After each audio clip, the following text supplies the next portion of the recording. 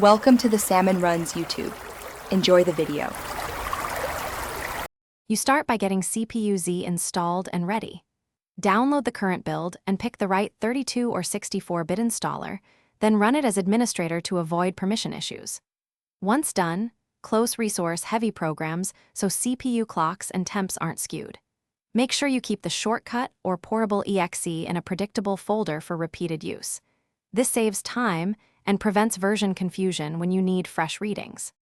You now use CPU-Z to collect meaningful metrics. Open the app and navigate through CPU, caches, mainboard, memory, and SPD tabs to capture topology and timings.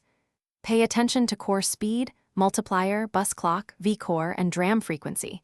These explain performance and stability. Once you have stable idle and load readings, hit validate or take screenshots so you can compare later. Doing this establishes baselines. You finish by saving and confirming your measurements. Export the validation file or save screenshots so you have a timestamped record. This makes sharing with support simpler. If you plan BIOS tweaks, reboot, apply settings, then immediately rerun CPU-Z to confirm changes took effect. If values are missing or clearly incorrect, try the portable build or reinstall CPU-Z to rule out corruption, and make sure no monitoring software is conflicting. This one tip resolves most reporting errors quickly.